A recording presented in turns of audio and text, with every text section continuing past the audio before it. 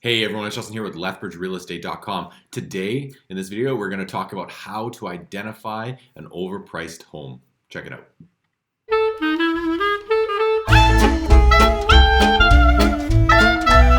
Okay, how are y'all doing? I'm excited for this video. We get asked this kind of stuff all the time, and I figured I'd share my tips with you on how we're going to identify overpriced homes. Now, remember, you can use this when buying a home or when you're selling one as well, and we'll kind of go over the tips.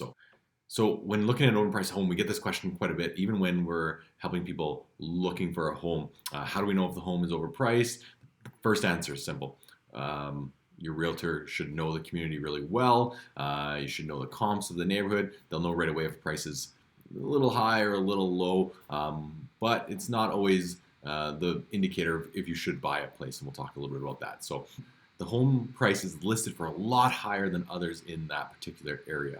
If you're looking at current and previous listings as well as trying to understand the neighborhood range, it is also useful to look at recent sold information in the area. Although homes will possibly have different sizes and different lots and different upgrades, you should be able to compare prices fairly closely. So if this one's trending at a huge percentage higher than the rest of the neighborhood, you know it's probably a little bit too much. Before I forget, don't forget to hit like and subscribe if you like this content, and we'll add more videos. So yeah, just hit that little bell and you'll get the notifications when we've added more stuff. There are a few other factors to consider. However, if it's a close range to the other homes and same size, same kind of upgrades, it's probably priced inaccurately if you're noticing it being higher than the rest. Number two, the house has been on the market for a long time or has been listed multiple times. So as realtors, every once in a while, you're the second realtor in, you're the third realtor in it, and that's usually when the place will sell, is once they realize, okay, we tried to price it a little bit too high. So another sign of an overpriced home is how long it's been on the market. So the home has been on the market for 180 days, 210 days, but the average in the neighborhood's 80, 90 days. It probably has to do with the pricing, and that depends if the marketing is all the same. So if you're looking at really good high quality photos of video, top producing realtor, good marketing, and it's still sitting there, there's usually, it has to do with the price as a factor.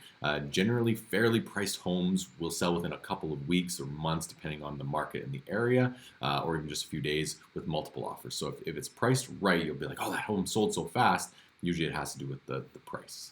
So if it's been on the market for a long time, you might be able to get a deal, or you might just have a seller who just is not willing to negotiate, and that's what you're stuck with.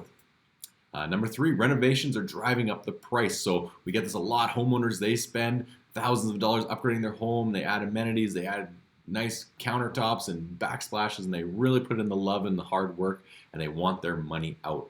But sometimes that doesn't always bear fruit. They don't always get that money back out. That was for your enjoyment. Maybe the next person's moving in doesn't like it, and they want to have their own upgrades and their own work done to it. So you put in the money, but you might not get it out. So you'll notice that people have put in a ton of their own money. They'll sit on the market a little longer saying, well, I put in $50,000 and I want $60,000 back out of it. And sometimes it just doesn't work that way.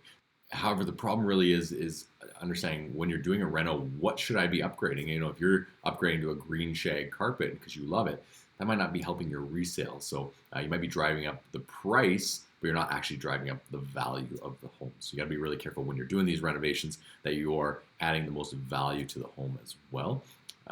So if you notice a home sitting on the market a really long time and it's really nice inside, it's probably that same thing. They're priced a little bit high for the rentals they put into it. And the last one I can really think of is sentimental and emotional appeal. Homeowners sometimes ask a lot more money for their home because that is where their children are born. They love their home. It has an emotional appeal to them. And sometimes selling a home with a lot of memories is hard. We walk into a home and we tell people, take those photos off that wall. And they're like, but those are my babies. This is my home. This is where we made Sunday dinner for the last 10 years. And yes, but once you hit the market, you're a product, and it's no longer your home. It is something you're trying to sell. And if you walk into a show home today, it's going to feel very clean, very tidy, very put away, and doesn't always feel exactly like that kind of your home feels. So the sentimental value will get in the way of people pricing their homes because they go, well, it's worth it to me. And that's a fair point, and they can definitely ask that. Again, the market will bear what it will bear. So having an emotional appeal to your home is lovely. When you're ready to sell it, it's got to go into business mode at that point. So, so when you're getting ready to buy or sell a home, you need to think strategically about your pricing. When you're selling, ask yourself how many days from today until I want the money in my pocket. And if the answer is 22 days and the average sales on the market is 90 days, you know you got to get that price to come way down. And when you're buying a home, you can use these tips to see if you're getting the best value on a home. Maybe a home's been on the market a long time.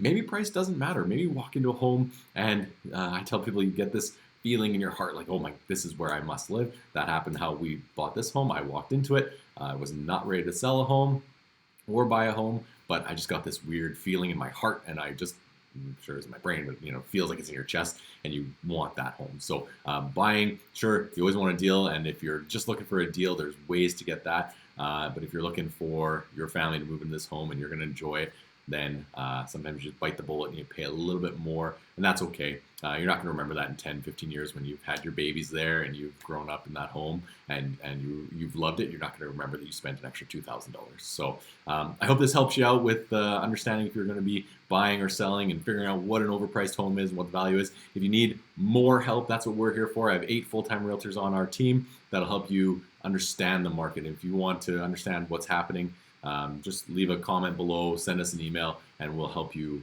get through the craziness of understanding the entire market. So again, it's Justin with LethbridgeRealEstate.com. Thanks so much for watching. If you enjoyed this video, please click like and subscribe, and we'll add more videos and more content like this.